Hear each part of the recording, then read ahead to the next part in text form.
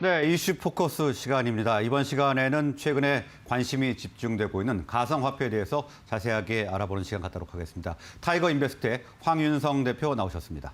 어서 오십시오. 안녕하십니까? 네, 안녕하십니까? 자, 지금 비트코인의 기세가 무섭습니다. 지금 최고가도 경신하면서 이제 가상화폐에 지금 관심이 다시 몰리고 있는데요. 앞으로 전망은 어떻게 보십니까? 지금 비트코인은 이제 변동성이 크다라는 게 가장 큰 문제인 것 같아요. 네. 이제 극과 극의 그 전망이 공존을 하는데요. 지금 긍정적인 전망으로서는 보면 인플레 해지 수단으로 아주 유용하다. 그러니까 투자가 적기다라는 의견이 있는가 하면 지금 각종 규제 리스크가 여전히 상존한다라는 게 부정적인 의견이라고 말씀드릴 수 있겠습니다. 네.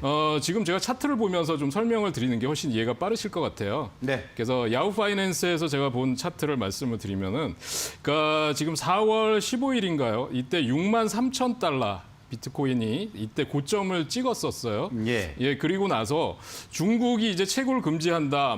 그다음에 환경 영향이 좋지 않다. 일론 머스크가 계속 번복 발언을 하고요. 중국이 채굴 금지, 유통 금지를 할 때 3만 달러가 일시적으로 깨졌었어요. 많이 빠졌었네요. 네, 그러니까 거의 반토막이 났었습니다. 고점 네. 대비해서. 그리고 나서 지금 다시 오르기 시작하는 거는 미국에 이제 아시다시피 증권거래위원회에서 중국처럼 우리는 금지시키지 않겠다라고 얘기를 했고요. 네. 그다음에 비트코인 관련 ETF, 선물 ETF가 출시가 되고 있고요. 그다음에 기업들이 너도나도 이제 투자를 하면서 비트코인, 그러니까 블록체인 기반의 진출하는 기업들이 비트코인을 결제 수단으로 채택을 하면서 올라왔는데요. 지금 보면 6만 4천 불, 6만 6천 달러까지 올라와서 8,200만 원 고점 우리 돈으로 따지면 거의 찍고 나서 지금 네. 6만 원대가 깨져 있는 상태입니다. 그러니까 지금 깨져 있는 이유는 말씀을 드리면은 주식 거래 플랫폼인 로빈후드가 실적 발표를 했는데요. 네. 이쪽에서 지금 암호화폐 쪽 거래량, 그러니까 3분기 실적 발표 영업이익을 보니까 전분기 대비해서 79%나 감소를 했다. 많이 빠졌네요. 네, 그래서 이제 이쪽 CEO 얘기는 비트코인에서 주식으로 이동을 할 거다라는 이런 전망이 나오면서 단기간에 지금 6만 달러가 깨지면서 5만 8천 달러까지 지금 하락을 하고 있는 상황입니다. 그래서 지금 저는 이제 많은 분석가들이 전망을 할 때 연내 10만 달러는 충분히 돌파할 거다, 이런 게 대체적인 의견이잖아요. 예. 그런데 여전히 제가 볼 때는 리스크는 있습니다. 그러니까 왜 그러냐면 투자자 보호에 대한 이런 규정이나 이런 건 사실 전무한 상태거든요. 네네. 그러니까 리스크가 상당히 크고요. 그다음에 지금 보면은 우리나라 같은 경우도 무허가 거래소들이 난립을 했었어요. 근데 최근에 정리를 하면서 지금 업비트나 빗썸이나 코빗 같이 이렇게 지금 3대 거래소 쪽에서 실명 거래를 해야 된다, 이런 쪽으로 얘기가 나오고 있어서 저는 지금 인플레가 이렇게 계속 가속화되는 이런 상황에서는 비트코인이 인플레 해지 수단으로 계속 각광을 받고 있는 그런 추세는 좀 더 이어질 거라고 보고요. 네. 6만 달러 이하에서 오히려 저는 매수 기회가 아닐까라는 생각을 가지고 있고요. 단기적으로는 저는 올 연말까지가 될지 아니면 내년 1분기까지가 될지는 알 수 없지만 10만 달러 돌파 가능성 저는 충분히 있다고 봅니다. 일단 올해는 10만 달러는 조금 힘들지 않느냐. 네, 내년 정도. 네, 제가 정확하게 예측할 수는 없겠지만 10만 달러 돌파 가능성은 올해 안 이제 보면 2달 남았잖아요. 네. 예, 그래서 가능할까라는 생각도 좀 들긴 하지만 적어도 내년 1분기까지는 가능하지 않을까, 저는 그렇게 보고 있습니다. 예. 자, 그리고 가상화폐는 이 급등락이 심해서 이 투자자분들이 상당히 좀 어려워하는 것 같아요. 문제점을 좀 정리를 해주셨다면 어떤 것들이 있을까요? 네, 그러니까 가격 변동성이 상당히 커요. 네. 말씀하신 대로 지금 굉장히 가격 변동성이 크고요. 아까도 제가 말씀드렸지만 지금 투자자 보호 장치가 전혀 없는 상태입니다. 사실상 전무한 상태고요. 그다음에 결제 창구가 상당히 제한적이다. 네. 예, 그리고 지금 기업들 간에도 극과 극의 시각이 공존합니다. 이건 사기다. 심지어는 사기다라고 얘기하는 기업이나 또는 CEO들이 있는가 하면 네. 아까도 말씀드렸지만 이거는 현금이나 또는 뭐 이런 걸 대체할 수 있는 가장 확실한 투자 수단이다라고 얘기하는 사람들이 있는 상황이고요. 그래서 JP 모건에서 지금 분석한 거에 따르면 비트코인 가격의 하루 평균 변동폭이 5.2%에 달한다고 합니다. 연평균으로 따지면 80%니까 상당히 그 등락폭이 상당히 크다고 말씀드릴 수 있겠죠. 그래서 지금은 제가 볼 때는 그 기관 투자자들이 차지하는 비중이 한 3% 정도밖에 안 됐는데요. 최근에 기관 투자가들이 비트코인 거래를 채택하는 게 계속 늘어나고 있는 상황이기 때문에 저는 뭐 전망은 계속 좋다고 보여집니다. 그래서 비트코인 시가총액이 1조 달러를 돌파하니까 이건 너무 높다라는 뭐 이런 분석들이 나오니까 또 상당히 예민하게 가격이 반응을 하면서 단기적으로 또 하락하는 그런 문제도 좀 나타나고 있습니다. 그래서 중국이 지금 채굴이나 유통을 금지한 반면에 뭐 엘살바도르나 또 아프리카 국가들 몇몇에서는 또 유통 화폐로 채택을 하기도 했어요. 제가 앵커님한테 한 건 질문을 드려볼 텐데 전 세계에서 비트코인을 채굴 제일 많이 하는 나라가 어디라고 보십니까? 글쎄요. 뭐 미국 아닐까요? 네, 맞습니다. 아, 맞나요? 네, 그 전에는 중국이었는데요. 네. 중국이 이제 금지를 하고 나서 미국이 제1의 채굴 국가가 됐습니다. 그래서 지금 미국에는 비트코인 관련 쪽에 꼭 코인을 사지 않더라도 간접 투자할 수 있는 상품들이 굉장히 많이 나와 있습니다. 네. 그럼 방금 전에 지금 얘기를 하셨던 대로 이제 투자 방식이 좀 궁금해지는데요.